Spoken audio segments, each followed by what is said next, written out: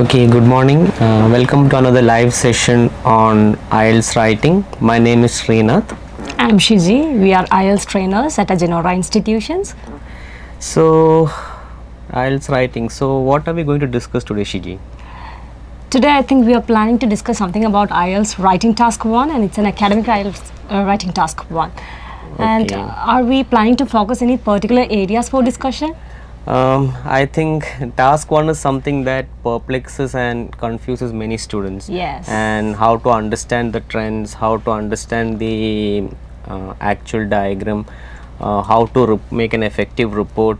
So, through these series of lives, we will try to address some of the issues that the students face and probably give them a good option on how to write an effective report. Wow, that's Yeah. really good for the And so I students. think today we will tackle line graphs and pie charts. I think really. Wow, that's really beneficial for the students. So they'll get an overall picture about how to overcome the difficulties to write tasks based on line graphs and pie charts, right? Okay. Okay, fine. So to start off, Shiji, so what is the actual essence of a task one in your opinion?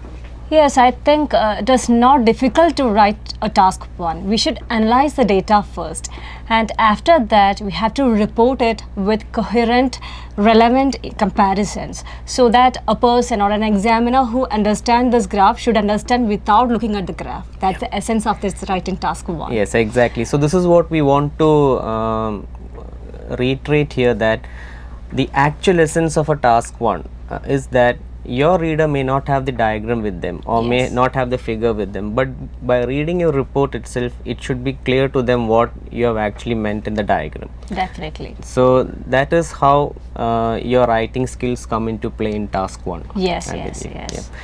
And it's not about how much you write. Yes. Yeah, it's about how precisely you write your task.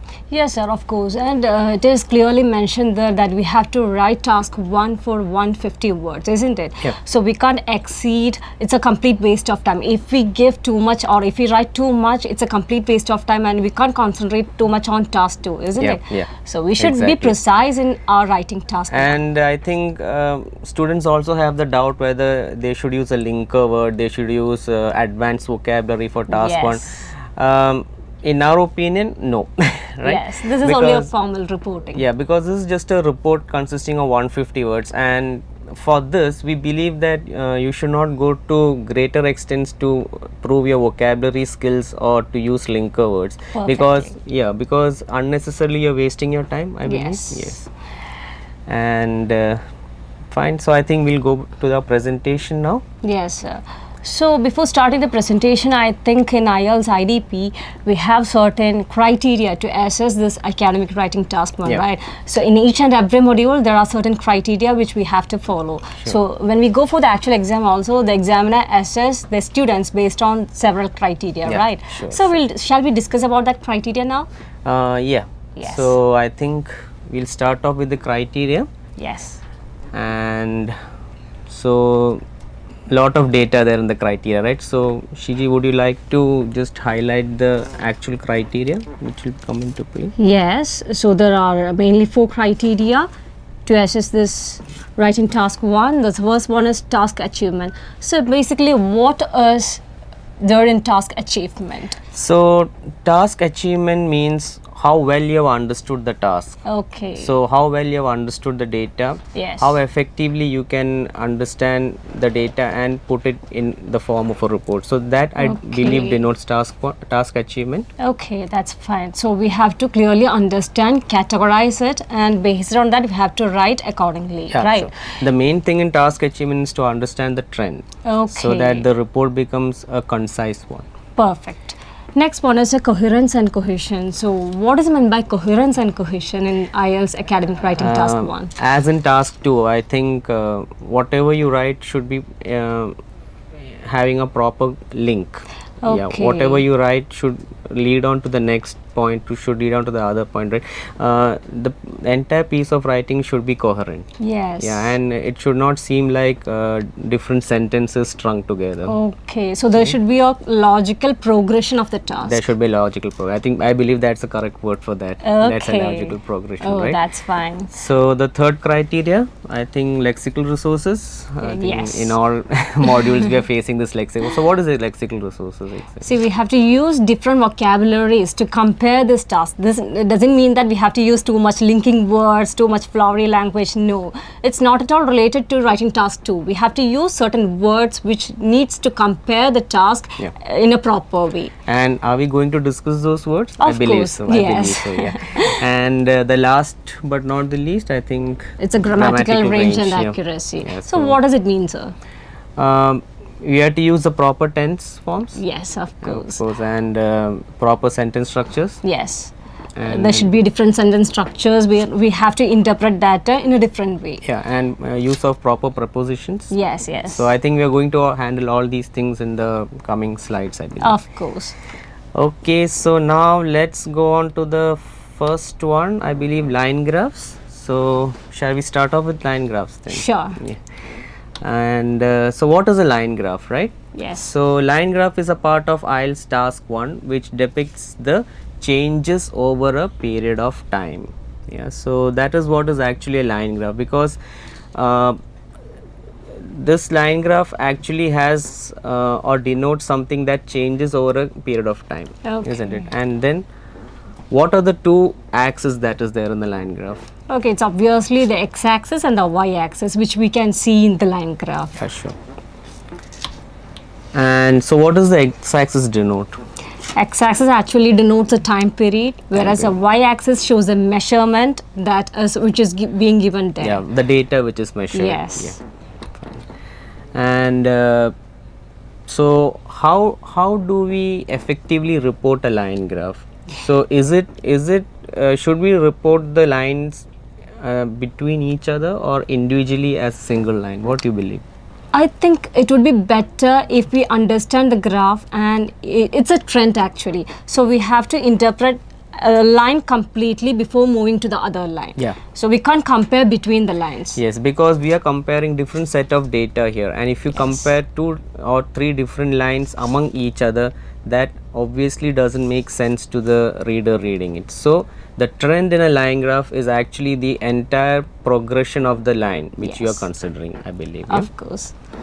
And what's the word limit? 150, I believe. This is as I said earlier. We have Yes, just sir. discussed that earlier. 150 Yes. words and 20 minutes ideal time. Yes. Ideal But time try is to 20. complete this within 15 minutes, Within- right? so sir? that's what the target we had to set, because understanding the trend is in task 1, or understanding the data in task 1 is most complex, is the most difficult part. Once you understand it, I believe the writing part is simpler. Of course. And it And takes that 5 minutes which I said is you can use for proofreading. Yeah. Yes, to even if you want to change any or anything that you want to correct, you can do that within that 5 minutes, that Yeah. last 5 minutes. Sure. So what is the ideal paragraph limit for a task 1? Yeah, there should be an introduction, there should be an overview, and the body paragraphs should not exceed beyond 2 2. paragraphs. Yeah. So for your convenience as well as for the convenience of the reader, Yes. it is better that you don't exceed 2 body paragraphs in task 1. Yes. Okay, so that's with the introduction of line graphs, and now let's move on to the types of line graphs, right? So I believe there are 3 types. Yes. The first one is a simple line graph. So what are simple line graphs, right? Yes. So these are line graphs which have only a single line which denotes the data. Of Yeah. course. As it says, it's a simple line graph, Yes. right? There is only a single line plotted on that. Plotted on the axis. Yeah. Yes. Then you have multi-line or polyline graphs. So these are the type of graphs which mostly you encounter in task 1, I believe. Yes. Yeah. So what is a multi-line graph, Shriji? Yes, it consists of more than one line. In case of simple line graph, we discuss only about a single line, whereas in multi-line, we'll discuss about different lines within that particular line graph, within one line, within one graph. Okay, fine. And finally we have a compound line graph. These are not common line graphs that come for the exam, but then again when we are discussing different types of line graphs, we thought that we'll give you this information. Yeah, a compound line graph has multiple lines and there's a shaded part between the Yes. to denote the area, but I think these are not common ones. Yes. Fine, so now let's go for the vocabulary.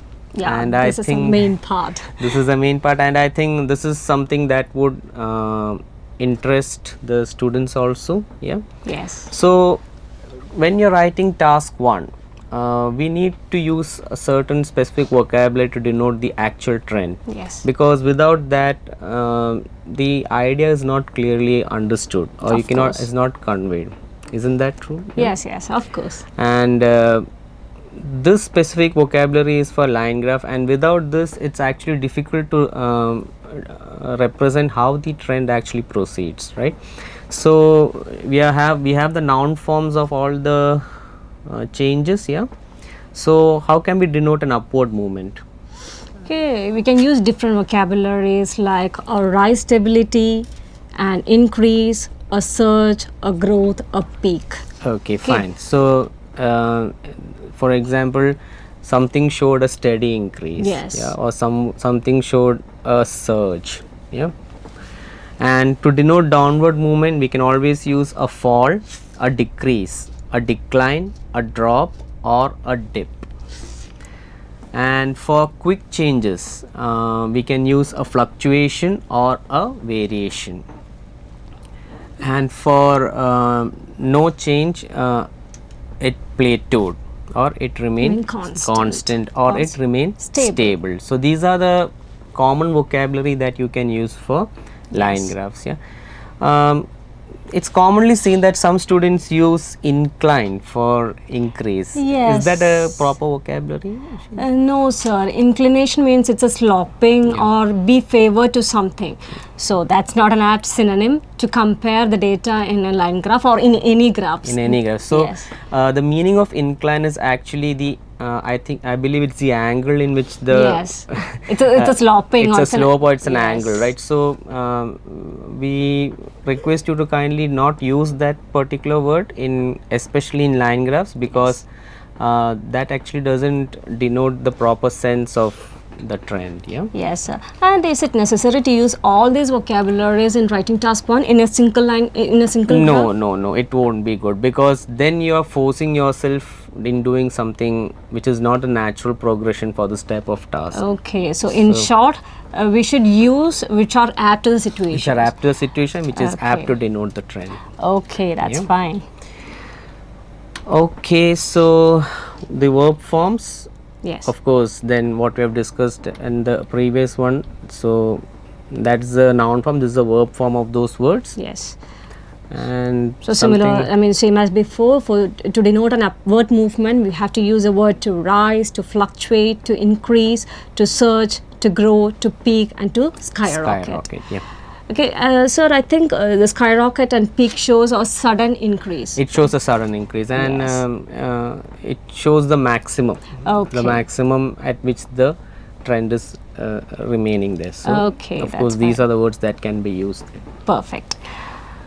What about the downward movement, sir? So it's to fall, to decrease, to decline, to dip, to dive, or to plunge. Okay.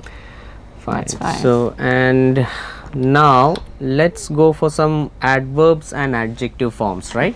Okay. So we'll do the adverb adjective form simultaneously, I think. Yeah. So if you are using the word sharply, or if you are denoting some trend that has a sudden increase, right? So we can use the word sharply. So what's the Yes. adjective form that can be used to that? Of course, it's sharp. Sharp, yeah. So then again, like sharply, suddenly. Yes. Yeah. And I believe it's sudden there. Yes. Rapidly, rapid. Abruptly, abrupt. Yes. And it goes on. So what else can be done? So gradually it is gradual, steeply it's steep, and then marginally it's marginal. Marginal. So these are the adverbs and the adjective forms of different words that can be used for comparisons. Some of these are commonly used by the students. As well. Example, slightly and marginally that Yeah, we can of course, see. especially for denoting a slight decrease Yes. or a minor decrease. Always it's better to use the word marginally Of or course. slight dip. Yeah. And if it's a steady increase, of course you can use a steady, it increased steadily or Yes. decreased steadily, or it's a steep increase, right? So kindly try to incorporate these words when you're using when you're writing a line graph, because this denotes that you have actually understood the trend properly, rather than blindly writing something which is not the clear way to represent that task. Okay.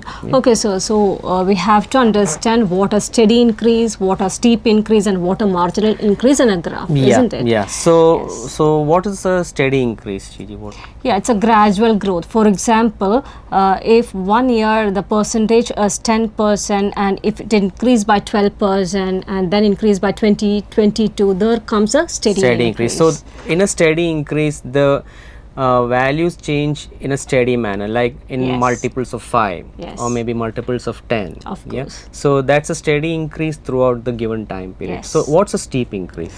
Steep increase means, for example, if the number in 1950 is 10 and suddenly it increased to 40, that Yeah. means it's a steep increase. Exactly. So that's a difference of 20% in a single in the change of a single data point. Yes. So that is a steep increase. Yes. Yeah? A marginal decrease, probably a decrease of 5% maybe. Yes. Yeah, a 5 or 2% or 1%, or it's a slight variation from the usual. So for example, if there is some trend that is remaining constant, Yes. and then in between the time period if there is a slight dip Yes. of maybe 5 or 2 or 5%, so Yes. that denotes a marginal Marginal increase or a marginal decrease. marginal decrease. Yes, sir. Fine. So now let's go on to some prepositions. I think this is something that students might find interesting Yes. in the course of their in course of writing this task. Yes, Yeah? and this is a bit tricky part too. Yeah. And so what is the correct preposition that has to be used? Yeah? So I think that we have marked in bold here. Yes. Okay. So mostly this is needed to describe the dates and statistics, right? And you will need you to use proper prepositions in your line graph task. Yes. Yeah? So can you give them an example, Shiji? Yes, of course. When we discuss about any particular dates or any particular month or an year, you have to use a preposition in. For example, in December, in 2005, and Yeah. from. Yes, that's a preposition, and you can also use from 2001 to 2010 if you want to denote a change that happens over a period of time. Yeah. So from 2001 to 2010, let's say that the data is remaining stable. Yes. Yeah. So I think that's where this proper preposition comes to play, right? So for example, the data in say for example, there's a question where the time period from 2001 to 2005, the data is remaining same at say Yes. let's say 5%. Yes. So you can use from 2001 to 2004, the number of users of this particular service remain constant. Constant. Yeah. So this is how you have to frame your sentences in task 1. Yes. Yeah. And by 1998, so particularly, or is there any specific area that we can use this preposition? Maybe to denote increase. Yes. Yeah, a sudden increase Yes. maybe. Yeah. So for example, in 1 year the data is staying at 10. So by 1992, this showed a sharp increase. Okay. Yeah, or this showed a sudden increase. So this Yes. is the way you can incorporate all these things in your line graph, right? Okay.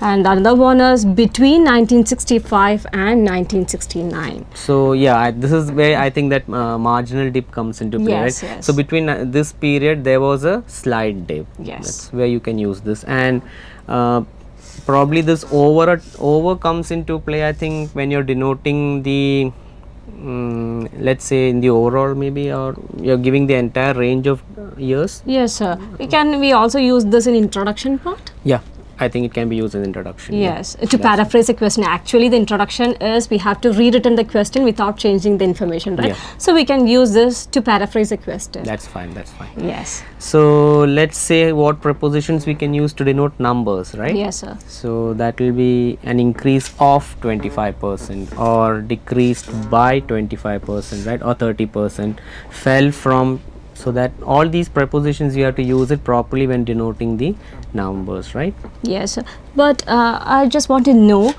an increase of 25% and decrease by 30%. Is it a percentage difference?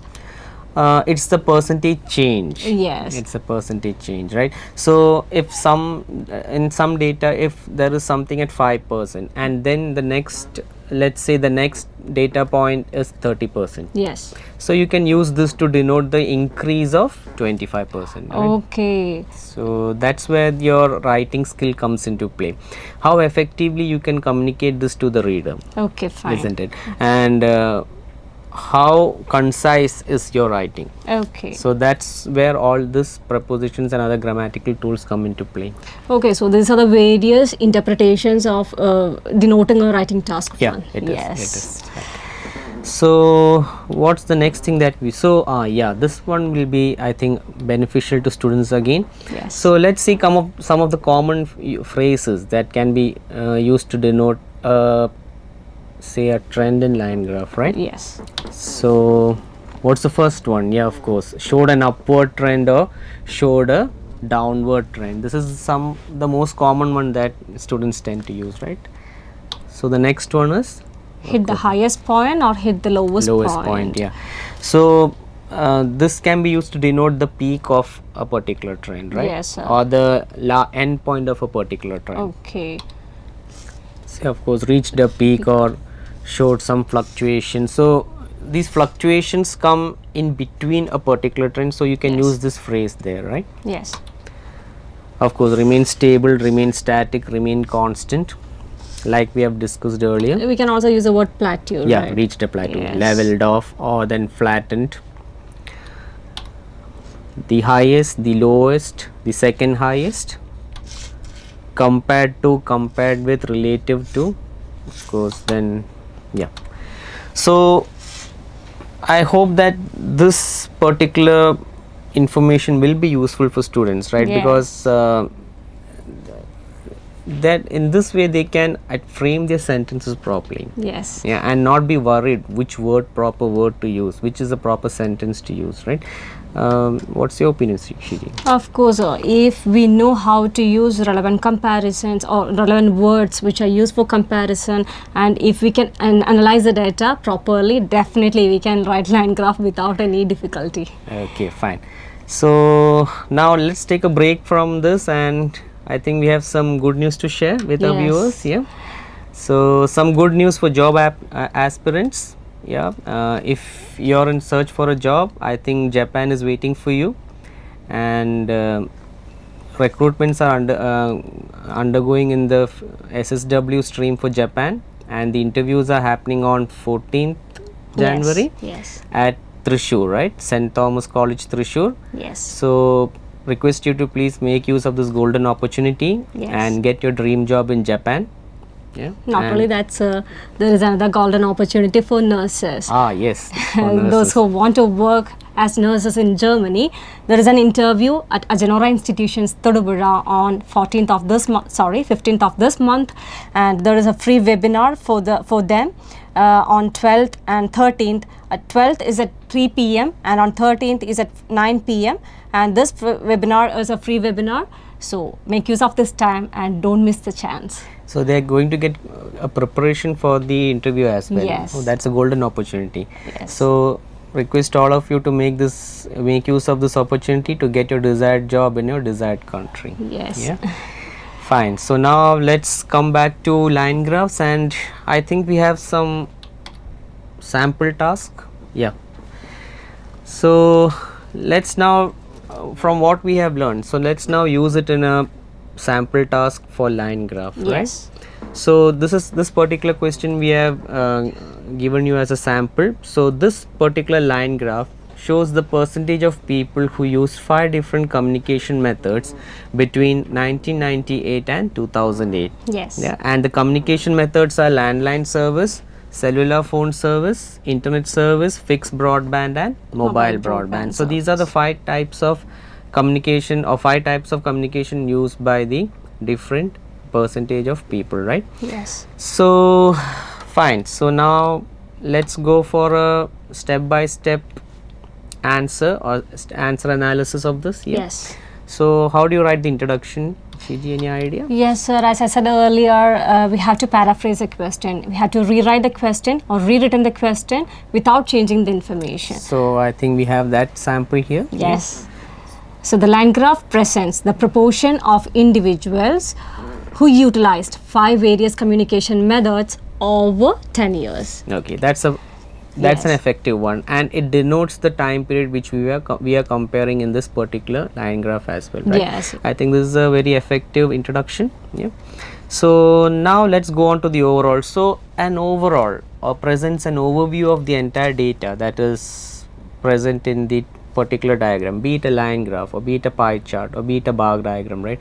Your overview determines what you have understood about the particular diagram, right? Yes. So the emphasis of an overall cannot be undermined, isn't it? Yes, Yeah? of course. So please write your overall properly, and please write your overall in a way that it makes sense to the reader reading it. Yeah? Yes. So what can be an effective overall for this, Shiji? Yes, in an overview, the percentage of people who used cellular service showed an increase throughout the time period.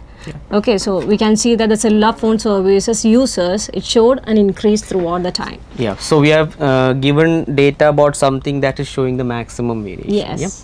And though then there were no users of fixed broadband and mobile broadband in the initial years, it gained popularity in the later years. fine, that is a good way to write. So we have given an overview about something that shows the maximum variation here, Yes. and something that shows the minimum variation. So we Yes. have gone to both extremes of the data, right? So I Yes. think this is an effective way to write an overview. Yes, of course. So now let's move back to the diagram. Yes. Yeah, I think now we need to start writing the body paragraph, right? Yes. So what is the way that we can effectively start off with the data, in your opinion, Shiji? What's the Yes, sir. I think it would be better if we denote the 2 similar trends in one body paragraph and the rest in the other body paragraph. Okay, fine. And also we would like to tell you about how to start off with the task, right? So in the line graph in particular, always it's better to start off with the category that shows the maximum variation. Yes, yes. Because That's true. your word count is determined by the particular particular factor which shows the maximum, because that is where you have to write the most, and that is where you have to put your writing skills to the maximum usage, right? Okay. Some students have the tendency to start off with something that shows the least variation. Yes. That actually puts off the interest of the reader as well, because when something is showing such a big variation, and if you start with something that shows the least variation, that's not a good way to start off a task. Yes. Also, when you write your go about your writing task, by the end of it, if you feel that you're completed your word count, maybe the ones that show less variation can be written in 1 or 2 sentences to Yes. finish it off. Yeah, so this is an effective way to plan your task, isn't it? Yeah. Yes. Always start off with something that shows maximum variation, so that your writing skills can be put to maximum usage there. Yes. Okay. Yes. So now let's circle back to our task, I believe. So in accordance with that, okay, so we have started the body paragraph with the data about users, percentage of people who use the cellular phone service, because that's the one that showed the maximum variation, right? Yeah. So can we go on the data, Shiji? Sure, sir. The proportion of people who used cellular phone service in 1998 was 5%. Since then, there was a steady increase. Yes, that's the one that we have used, right? Yes, Steady reaching increase. 10% by 2000 and 22% by 2004, following which there was a steep increase to 40% by 2006 and eventually reaching the peak of 60% by 2008. Okay, that's quite a interesting and elaborate way of writing a trend. Yes. So what's the rationale behind that, Shiji? Yes, sir. I have used the synonyms which I use for comparison. I mean, used to compare this data. So there is I have used the word steady increase. Yeah. So why I use that, because the examiner won't have the privilege to use, to look at the graph. Yeah. The examiner should understand without looking at the graph. Sure. So he has to differentiate, or the person has to differentiate what a steady increase and a steep increase. Yeah, So, exactly. as we said before, a steady increase denotes 2 points. So we have to show 2 points to denote a steady increase. Exactly. So this is the way that you have to understand line graphs, right? Because if you just write the starting point and the ending point, and if you just say it's a steady increase, Yes. You have the flexibility that you have the diagram with you. Yes. But the person reading it may not have that with them. They just want to know the task by looking at your report. Yes. And if they just look at the start and the end point, they don't know anything about it, right? Yes. So it's always better to write at least 1 or 2 data points in between a trend, so that the actual trend is understood by the reader. So if it's a steady increase, how did you understand it's a steady increase?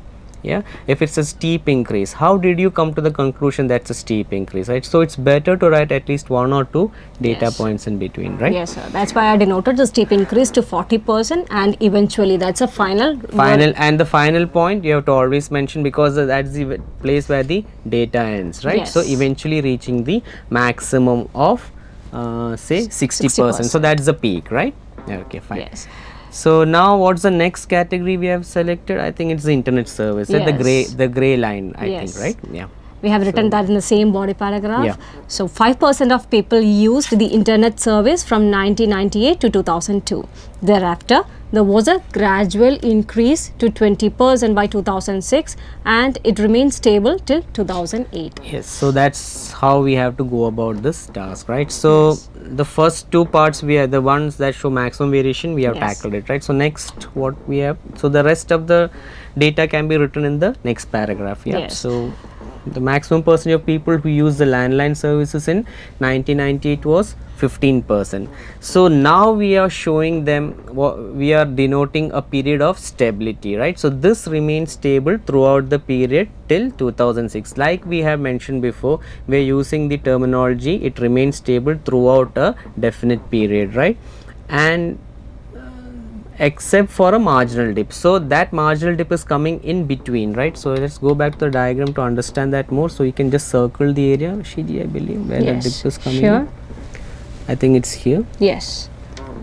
So this is the place where the landline users or users of landline service marginally dipped, right? So this is how you have to understand the line graph. Okay. So here, I just want to know why you use a word following which. So that you can get a continuity in reporting the trend. Okay. Oh, this is how we make transition in the This is, reporting. yeah, so this is how you Yes. this is a part of coherence and cohesion, right? And this is how effectively you transition to the next set of data, Okay. or how effectively you make different data points seem in a coherent manner, right? So Okay. this is how you use the words to make that a coherent writing task, right? Okay. So now the final one, fixed and mobile broadband, I think that showed the least variation, Yes. right? And it had 0 users, or you can say it had nil users from 1998 to 2004, after which there was a marginal increase to 2% by 2006, and eventually reached the maximum of 5% by 2008. So why we have clubbed these two together, right? So by the last point, we understand that we have reached the word limit that we require, right? So this can be what to say, explained in a single line. Yes, sir. Yeah. So this is the point that we had tried to mention earlier, that you should always start off with the trend that is showing maximum variation, right? Yes. And the one that shows the least, you have to keep it for the last, so that you can make up the word count as you desire. Yes. Yeah. So we have discussed about the least users in the last body paragraph, Yeah. along with the landline services. So I believe all the trends we have covered in this particular question. There's a steep increase, there's a steady increase, there's a Yes. marginal dip, Yes, sir. and there is a period of stability. Yes, sir. So I believe this is one of the ways that you can effectively handle a line graph and effectively report a line graph, right? Yes. And this makes it concise for the reader as well. Without looking at the diagram, they can understand, okay, so this is how the trend is proceeding, so this is how the percentage of users varied, right? So please keep in mind that your goal is to educate the reader, and it's not to show, like, report writing is not just to show your writing skills or stuff like it. It's how precisely or how concisely you can write, isn't Yes, it, sir. Shri? Yeah. So I believe this is all we have for line graphs. Yes, Anything sir. else you want to add there? Yes, sir. I just want to know something that we start the sentence, the first body paragraph, like the proportion of people who use cellular phone service. But gradually, if I use the proportion of cellular phone service, is it a good way or is it a wrong answer? It's a wrong way. Yes. Because the question is about the percentage of people. It's not about the percentage of services. Please be careful about that. These are the small things that happen when we don't, these are the small mistakes but lead to larger, becomes a larger proportion, right? Okay. And if we don't read the question, that's what happens. Okay, there comes an incoherence. There isn't comes, it? and because it affects your task achievement as well, because you have Okay. not understood the data properly, right? Yes. So please be aware about this. Please understand what is being asked of you or what is being asked to be compared before starting of the task. Initially you may write the right thing, and midway you may steer off to something which doesn't make sense. Kindly avoid that. Kindly plan your task properly and kindly reread the question to understand what is being asked of you, right? I Yes. think that's a proper strategy. Yes, sir. And one more thing, is it necessary to use any particular tense to write this graph? Uh, depends on the year, I believe, right? So Yes. here I think all the events are in the past, so obviously you have to use past tense. Of course, we have to use past tense, as the years mentioned are 1998 and 2008. 2008. So the obvious choice here is past tense, Yes, sir. and there's no doubt about that, right? So please be mindful about the tense as well, because if you use improper tense while writing a task 1, the efficacy of your data report has then decreased to a greater extent, right? Okay. So that is something to be mindful about. Yes, sir. Yeah. So now I think let's go to the next category, pie charts.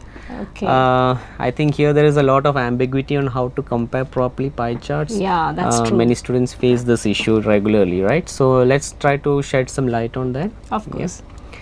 So what's a pie chart, I believe?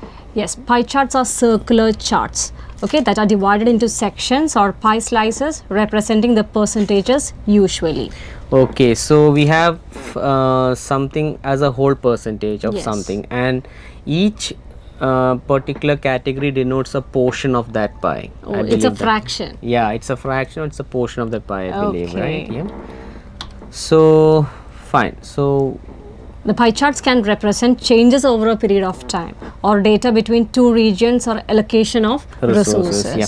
So different types of pie charts can come. Maybe it's a comparison between different years. What are the changes that have happened over the years? Yes.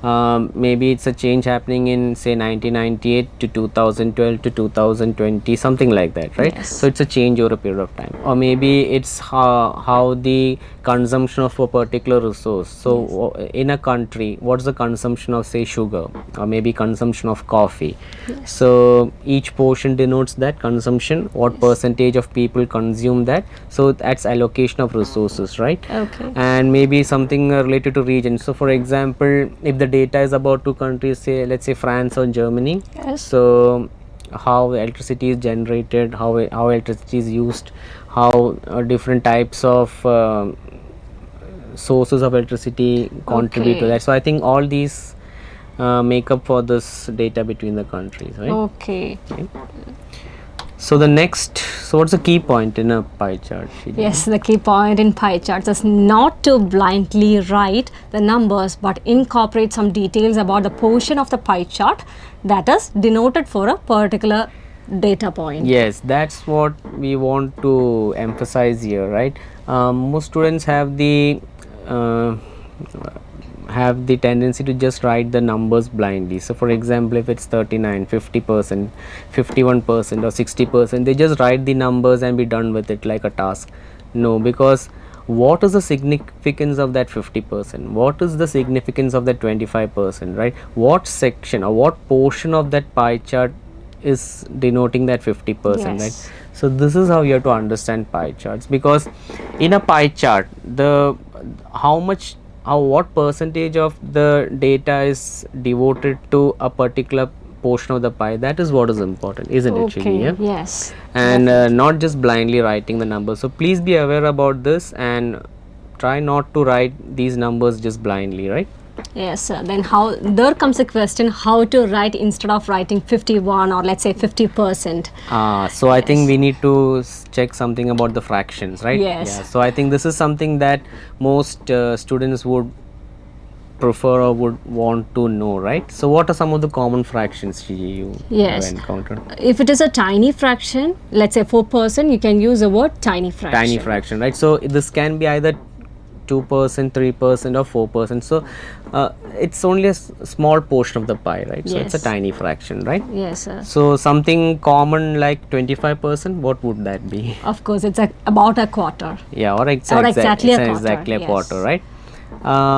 Let's say it's 1% short of that, It's just under a quarter. just under a quarter, Yes. or maybe almost a quarter, quarter. right? Let's say it is 30%. So what will that be? Is exactly 1/3. 1/3, yeah. Yes. So these are the types of fractions that you need to understand to effectively explain a pie chart, right? Yes. And this is something that you need to incorporate in your writing as well. Okay, and say 49%, what would that be? It is around a half or Yeah. just under a half. Under a half, or it's nearly a half, right? Yes. 50%, obviously it's half, Yes. exactly a half, right? And a bit of a rare occurrence, but 75%, It's exactly three three quarters. quarters, yeah. Let's say there is something that is 95% of the entire pie. So what would that be? It's a significant majority. It's a significant, because there's nothing else to write about that.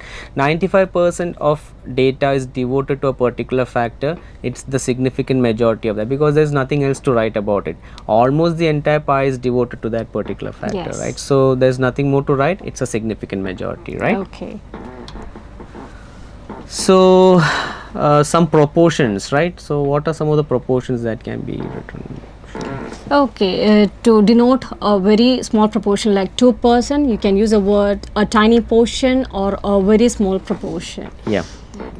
Similarly, if it is 4%, you can use an insignificant minority or a negligible proportion. It's very negligible when It's compared to the negligible. total proportion. All these are in comparison to the entire pie, I believe, Yes. right? Yeah. Okay. Fine. And 16%, a small minority or a small portion. Okay. 70%. Okay, what do you think about that, sir?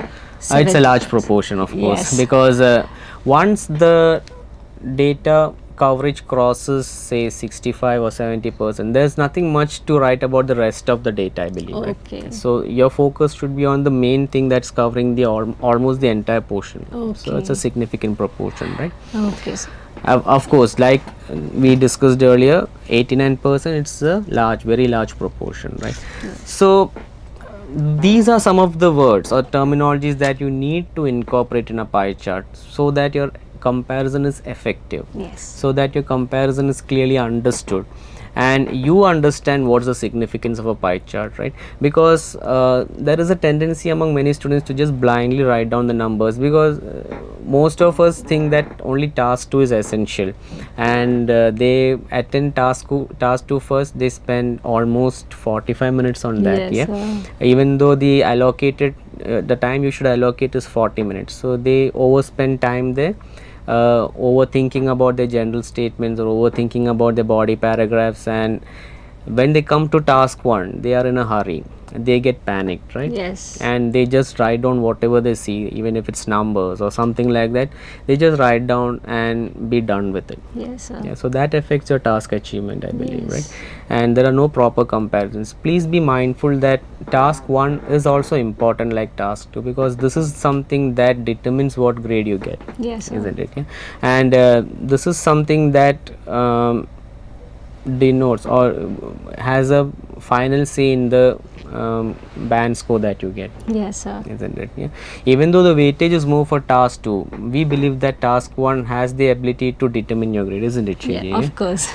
Because you're not let's be honest, you're not going to get the entire score for task 2, isn't it? Because Yes. it's tough to write a full-fledged essay giving you the entire score devoted to task 2, right? So you make up your score with task 1 and task 2. That is the obvious thing to understand. Yes, it's already given that the information is given there. We need to analyze it and just report Just it. report it. So it's a plain thing, it's a plain report that you're writing. So Yes. don't be too perplexed about it, or don't be too worried about it, right? Am I going to understand something, or am I going to make sense of what I write, or is it going to make sense to the reader?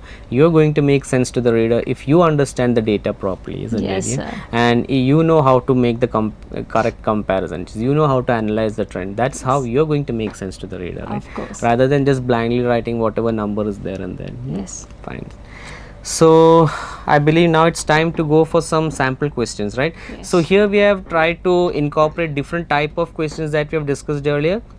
Changes over a period of time, maybe changes regarding allocation of resources, changes regarding a country, right? So all these type of questions, different type, we have tried to incorporate in the sample questions, right? So what's the first type, CG? Yeah, it's a pie charts below show the percentage of 5 kinds of books sold by a bookseller between 1972 and 2012. Okay, so this is obviously a pie chart which shows changes over a period of time, Of right? course, there are And, three periods which are given. The first one is 1972, the middle year is 1992, and the final year is obviously 2012. So these are changes happening over a period of 3 different Yes. years, right? So how can we go about the comparisons? Let's see that, right? Yes. Okay, the introduction for this. Fine. Yes, The the pie pie- charts illustrate the sales of 5 different types of books sold by a bookseller in 3 years between 1972 and 2000. This is the obvious way to write the introduction, I believe, Yes. right? That's the best way and the most apt way. Yes. Okay. So the overview. Yeah. In an overview, adult fiction books gained popularity over the years, whereas biography became the least preferred book by the final year.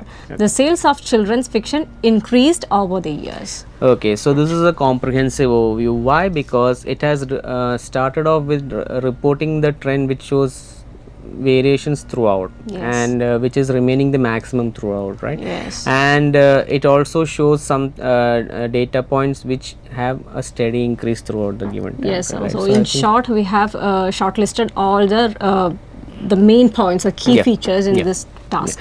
So this now is a comprehensive overview. Yes. So yeah. So the body paragraph, right? So how do we start about Shiji with this? Yes. So we are going to start with the first year, that is in 1972. So in 1972, the sales of other books was the highest at a quarter at Yeah. 25%. So this is how you have to incorporate the fractions, right? So highest at a quarter, right? So 25% of the entire pie is devoted to the sale of other books. So at a quarter, right? Yes. The bookseller sold equal proportion of adult fiction, children's fiction and biography at 20% each. So here comes the next comparison, I Yes. think, right? So what are the ones that show similar percentage? The sale These of- 3 books shows an equal proportion of so the 20%. equal proportion there, right? Yes. And the least sold book was in the category of travel, which was about 15%. Now we have gone for the least one, Yes. right? So this is a way to comprehensively understand the data, I believe, right? Okay, sir. And this is the way that you understand how much portion of the pie is devoted to different categories of that we are comparing. Oh, sir. In simple, we have to make comparisons within that pie chart, isn't Yeah, it? it's better because then only we are going to report the changes that we are going to see in the next Okay. paragraph. So I believe the next we are going to write about 1992 and what the Yes. changes that have occurred. Yes, sir. Let's see. By 1992, there was a minimal decline of 5% in sales of other books and biography to 20%. Sir, is it a percentage difference? A minimal decline of 5%? Yeah, that is a percentage difference. Yes. That we are mentioning before, and also we have mentioned that the level to which it has decreased, right? Yeah, okay. 15% respectively, whereas the sales of adult fiction book increased to 25%. Yeah. Okay, there was a marginal increase in the sales of children's fiction to 22%. Okay, previously it was only 20% and now it becomes 22%. So we have denoted a marginal increase, Yes, right? sir. So that's one comparison that we have made. Yeah. And a minimal increase in the sales of travel books by 3% was evident by 1992. So this is a comprehensive comparison. Yeah, this is a comprehensive comparison, and this clearly denotes the changes that have occurred in 1992 compared Yes, sir. to 1972. So what is happening in the next paragraph? Yeah, let's see. In 2012, sales of adult fiction surged to almost half of the total sales at 45%. So half of the total sales, right? Yep. And this was the highest proportion. Okay, so we have compared the highest as well as the word we used was half of the total Half of the sales. total. So half of the pie is Yes. denoted to sale of adult fiction, and this is now the highest proportion of sales in all the years, right? Okay, whereas the least sold book was biography at 8%. Okay. Okay, 1/4 of the total percentage of books sold was children's fiction. Okay, it's only 1/4. Yeah. And the sales of travel and others declined to 10% and 12% respectively. So you have also denoted the change that has occurred in the last two categories of travel and other books, right? So this is one of the ways that that task can be effectively tackled. Yes, sir. You have taken different years. Yes, and sir. I believe the changes have been reported in the subsequent years. Yes, right? sir. We What do you have feel, made Sheila? all relevant comparisons. We used certain words like at a quarter to denote 25% and to denote an almost half. We use almost half to denote 45%, and we show the percentage difference also here. Yeah, sure. So I think we have this task encompasses all the different way comparisons that can be made, right? Yes. And this is an effective way to denote the data. Yes. Yeah. So now let's move on to the next type of question. Yeah, I Sure. think this is the one which shows the allocation of resources, right? Yes, sir. So the question is about three pie charts below show the coffee production, consumption of coffee, and where the profit goes around the world, right? Yes, So sir. you have to summarize the information. So in this particular pie chart, is there anything common between the figures? No, sir. So I think we can't compare between these pie charts, No, we isn't it? cannot compare anything between. So this Yes. is something that you have to understand. You have to make comparisons depending on the data that's given to you. Of course. Maybe you can compare between the pie charts in some instances, but in this case you cannot. Yes. So the different categories are there, the countries are different, and the what is being compared is also different. Yes. Yeah. So kindly note that make relevant comparisons. Always all questions have this particular word relevant comparisons, because the comparison should not be made just for the sake of it. Yes. Yeah, that is something to note about. Yeah, Yes. always your comparison should be relevant and apt for the question. Of course. Isn't it? Yeah. So let's see the sample answer for this. Yes. So the pie charts illustrate, there are three pie charts that is what is mentioned as. So the pie charts illustrate the production and consumption of coffee across various regions of the world and the distribution of the profit from sales among various sectors. Okay, so now we have effectively, I think, tackled all the three Yes. pie charts, right? So the show the production, consumption, and the distribution of profit, right? So we have effectively addressed the three diagrams here. Sir, so when we have two pie charts or three pie charts, we have to introduce all these pie charts in that graph, If right? the data is separate, it is necessary. Yes. It is necessary. Otherwise, your reader will not get an idea about what's being compared in this pie chart. right? So Okay. it's always necessary to mention all the three pie charts if they have different set of data. Okay, that's fine. So the overview for this, of course, different set of data. So overview will also reflect something, I believe, right? Yes, let's move on to the overview. Most of the coffee production is concentrated in the region of South Africa, whereas the consumption is highest in Europe, closely followed by America. Maximum profit is distributed in the delivery sector, while the least is for exporters. So that's a comprehensive overview. Oh, we have covered the major highlights in all three pie highlights in pie all the charts. pie charts. So this is how your overview should be devised or Yes. written, right? So you have taken the prominent data in the pie chart which you are comparing and written it in the overview without diluting the data that's given. So this is a effective way that you can write an overview for this particular diagram. And so I have noticed that since a year is not mentioned there, we have written this in present tense, isn't it, sir? Yeah. Yes. Because in this case, data about the production, consumption, in most cases it doesn't show much variation over the Yes. years. So in such a case, it's better to write it in present tense. For Okay. example, if the question is about the total percentage of water in the world or Yes. different types of water, sources of water, all these things it's better to write in present tense, I believe, Okay. right? Because that will not show much change. Yes. So if more than 90% of the world is covered with saline water, I don't think that's going to change in the coming maybe 100 or 200 years. right? Yes. So always think properly before you write, because if the data is not showing much change, it's always better to use present tense. Yes, perfect. So let's start off with the body paragraphs. Sure. Okay. About a half of the total coffee production in the world is from South Africa at 44%, followed by production in Indonesia at half of that at 22%. So that's what we have denoted Yes. there, right? So 44% in say, where is it? South Africa. And then in Indonesia it has become half. Yes, it's only 22%. So this is one of the comparisons that we have made here. Yes. For this diagram. There is a minimal difference in coffee production in Vietnam and Japan at 16% and 18% respectively. So this type of comparison, because there's nothing significant about the production in Vietnam and Japan, right? Yes. So how do you end this particular set of data? Yeah, so this is one of the effective ways. So you can club these two together and write it like write the comparisons between them, right? It is not having much of a significant difference, because 16 and 18 it is a minor difference. Yes. So you can club those two and write that as a single sentence. Yes, sir.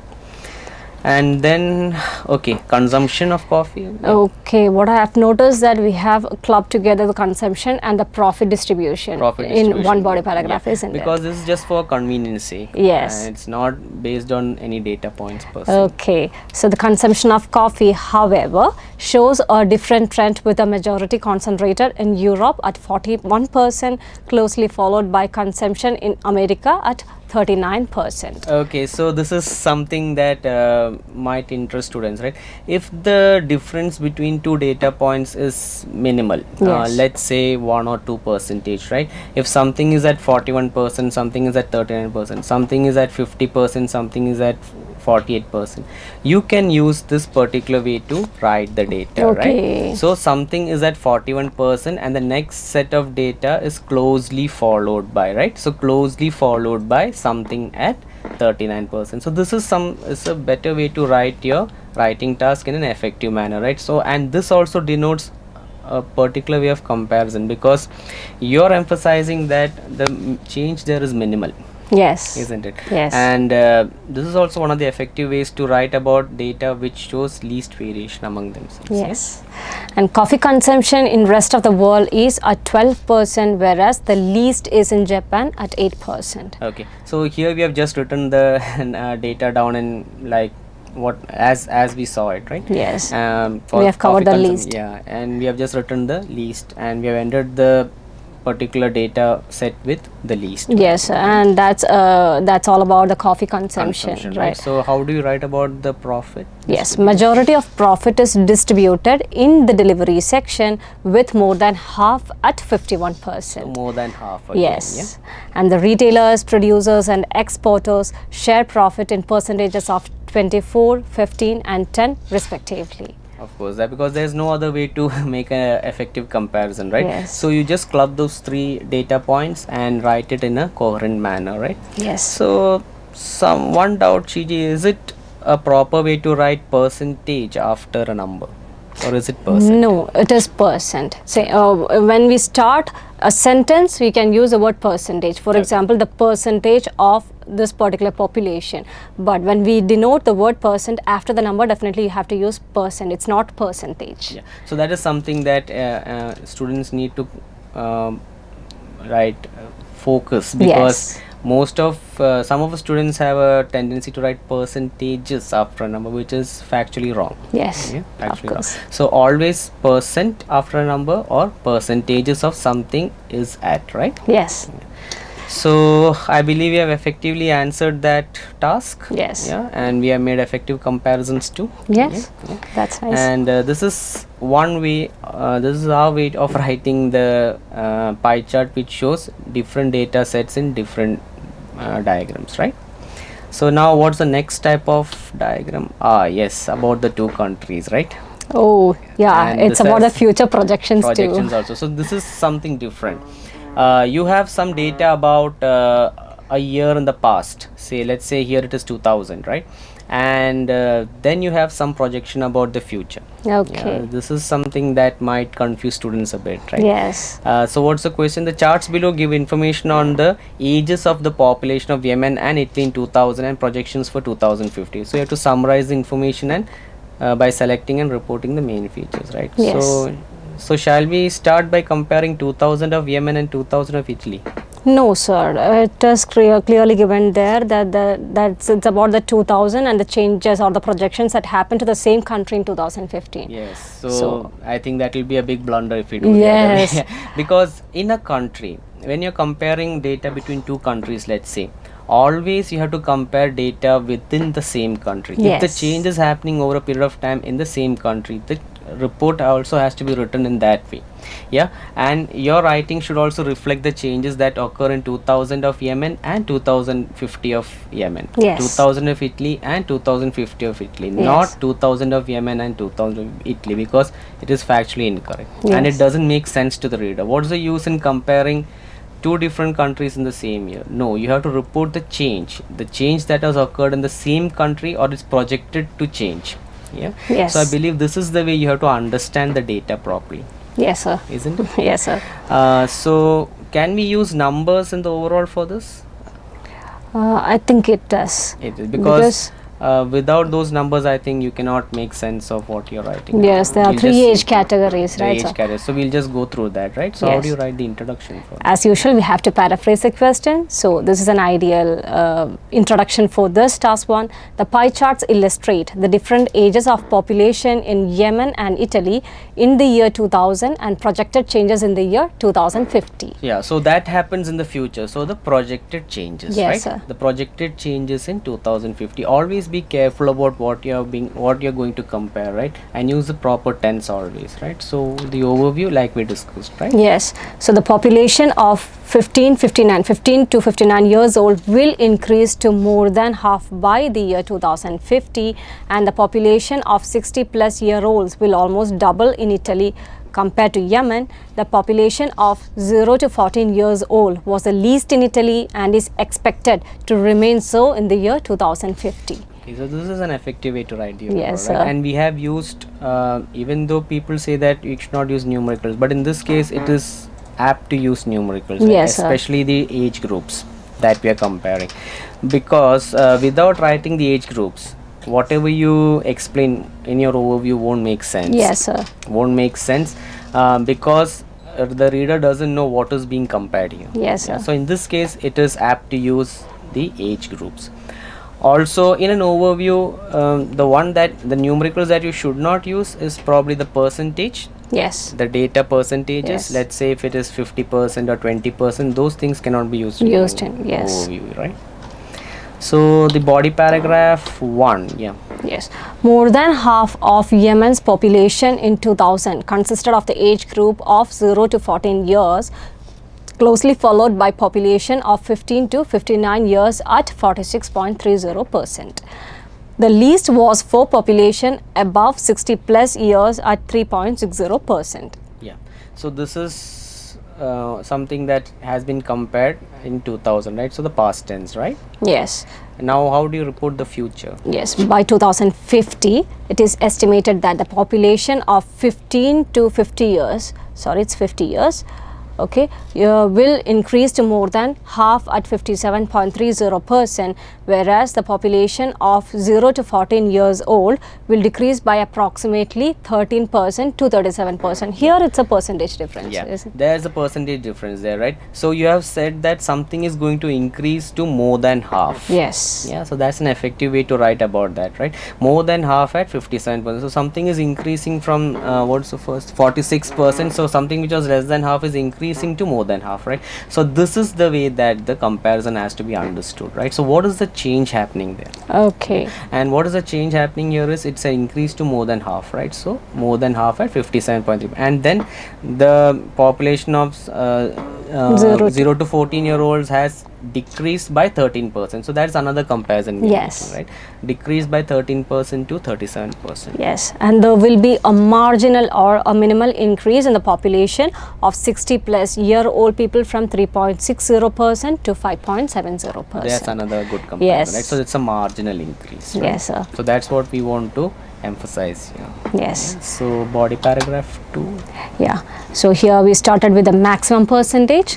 The maximum percentage of population in Italy consisted of the age group of 15 to 59 years, while those in 60 plus years category contributed to almost a quarter. That's 25%, isn't it, sir? 25%, Yes. The least proportion belonged to the category of 0 to 14% at 14.30% in Italy. Okay, so in this we have discussed about that happened in 2000, isn't it? Now we will see what is the projection value. So by 2050, the proportion of population of 60 plus years is predicted to increase to nearly half at 42.3. Nearly half, right? So that is a Yes, comparison. then. whereas those aged between 15 to 59 years is estimated to decline by 46.20. Decline. So that's a decline that we are mentioning. Yes, the proportion of age group of 0 to 14 years will decrease by 3% by 2050 to 11. 11.5. So that's a Yes. decrease. Then. So Yes. this is one of the most effective ways we believe to write the data points, right? And Yes. I think we have included most of the comparisons. Increased to more than half, decreased to less than a half. Yes. Yeah. Changed by 13%. So different type of comparisons we have made. Here. Yes, we have also mentioned the percentage difference. Yes. And again, we have noticed that we used both past tense and future tense. tense, yeah. And two different tenses in the same diagram.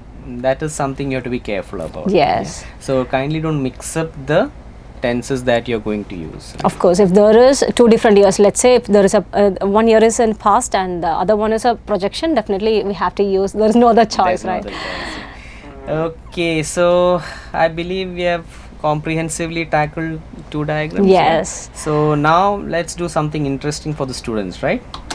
So this is a homework task for students. I believe that we have given whatever information is there to be given in pie chart. Yes. And we have given the various ways that the comparisons can be made. So this is a task for the students watching this live video.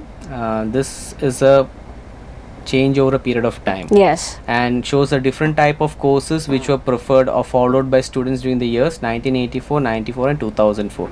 So you have to summarize the information by selecting and reporting the main features, right? So this is a task we would like to give to the students Yes. to practice at home or at their institute, or if you are studying in Agenora, of course at the institute itself. Yeah. Kindly refer to the data that we have given Yes. and the way of comparisons to complete this task effectively. Yes, and analyze the data properly and make relevant comparisons, categorize that. and effectively convey that to your reader as well. Yes. Yeah. So this is a task for you students. Hope you can write it effectively because of based on the data that we are given, right? I hope we have covered all relevant information regarding Yeah, the pie chart believe- and line graph. And I believe we have given them proper information. I believe, Yes, right? now And, this is very easy for you. yeah.